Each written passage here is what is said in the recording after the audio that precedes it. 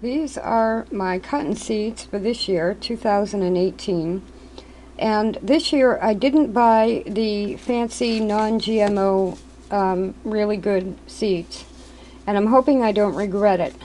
I do have one plant that survived from the aphid attack last year that is non-GMO white cotton.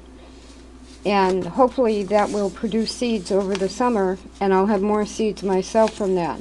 But this year I decided just to buy unknown white cotton from a seller on eBay, and I bought 50 seeds. And as you can see, anybody can do this. This is a salad dish from a supermarket. These are little medicine cups that I have put organic potting soil into, and I have just put the seeds in. And now those labels that just fell over, I'll be writing the white cotton, the name, and the date on them. And then I'll be closing the lid, putting them in a sunny spot, excuse me, and waiting for them to grow. Very similar to a $30 seed starter kit that you can do for medicine cups are about $8 for 100. You might be able to find them less expensive than that. And this is really recycling a garbage item into a little greenhouse. Now I found this year that the cotton bloomed in the house in January, and I had started it the previous I think March. I started them late last year. So the plant was almost a year old, but it did bloom, a beautiful yellow bloom, and it's got another blossom coming on it. You can grow cotton indoors. Now I'm considering, because it needs about 5 months really of good warm weather to mature. But I'm thinking of keeping it outside as long as possible and then setting up one of my plant stands and growing it indoors for a longer period of time to give it the full growing season that it needs. Part of it would be outdoors and part would be indoors.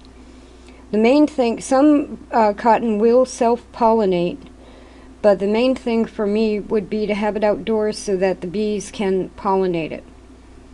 And this is a way to have your own cotton. It's very easy to learn how to spin it with an inexpensive spindle.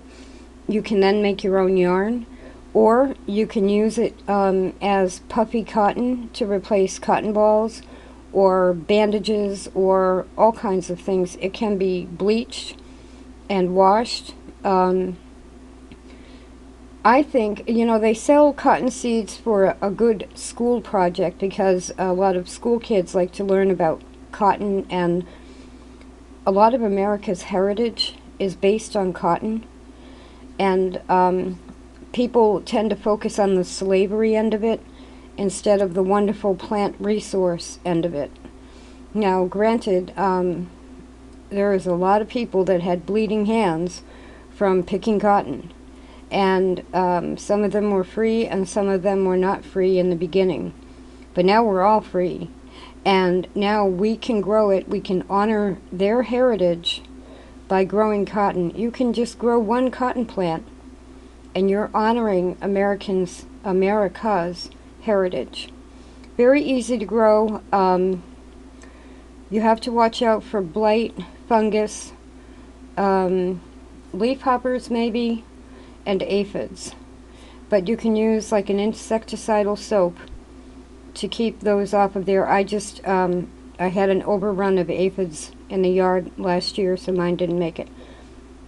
So I'm in the Northeast, I'm in Zone 7, and even though I have a shorter growing season, by using both indoors and outdoors, even I can grow cotton.